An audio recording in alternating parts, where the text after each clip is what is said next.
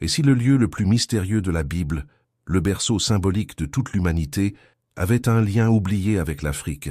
Et si, depuis des siècles, nous lisions Genèse 2 trop rapidement, en passant devant un nom que le texte avait pourtant laissé sous nos yeux depuis le commencement?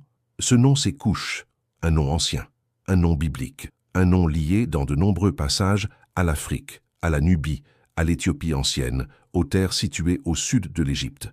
Un nom qui traverse les Écritures comme un fleuve discret, toujours présent, rarement commenté, souvent traversé sans s'arrêter.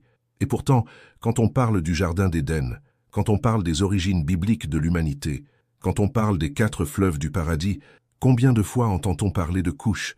Combien de fois entend-on parler de l'Afrique? Presque jamais. Et c'est précisément ce silence qui nous a amenés ici aujourd'hui. Aujourd'hui, nous n'allons pas affirmer que le Jardin d'Éden était en Afrique. Ce serait trop simple. Ce serait aller plus loin que ce que le texte permet de dire avec certitude. Ce serait trahir la rigueur que ce sujet mérite. Mais nous allons poser une question sérieuse, biblique et nécessaire. Pourquoi Genèse 2 mentionne-t-il Cush dans la description des fleuves de l'Éden? Et surtout, pourquoi cette mention a-t-elle été si souvent ignorée?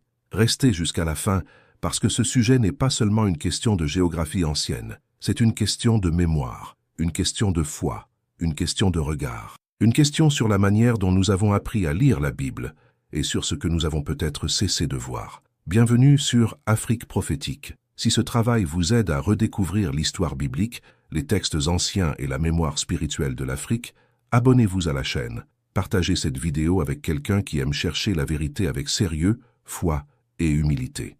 Avant d'aller plus loin, posons une base claire. Cette vidéo n'est pas une théorie pour prouver que l'Éden était en Afrique. Ce n'est pas une tentative de forcer le texte biblique pour lui faire dire ce que nous voulons entendre. Forcer un texte sacré pour en tirer une conclusion qui nous arrange, c'est une forme de mensonge. Et ce canal n'est pas construit sur le mensonge. Ce que nous allons faire est plus prudent, mais aussi plus profond. Nous allons lire Genèse 2 attentivement. Nous allons regarder les 4 fleuves mentionnés dans le texte. Nous allons comprendre pourquoi le Tigre et l'Euphrate ont poussé beaucoup de chercheurs à situer l'Éden du côté de la Mésopotamie. Mais nous allons aussi regarder un détail que beaucoup oublient, le fleuve Gihon associé au pays de Cush. Et là, une question apparaît. Si Cush est si souvent associé à l'Afrique dans la Bible, pourquoi cette piste est-elle rarement enseignée quand on parle de l'Éden? Commençons donc par le texte lui-même. Genèse 2, versets 10 à 14, dit qu'un fleuve sortait d'Éden pour arroser le jardin, puis qu'il se divisait en 4 bras. Le premier s'appelle Pishon, le deuxième s'appelle Gihon, le troisième est le Tigre, et le quatrième est l'Euphrate.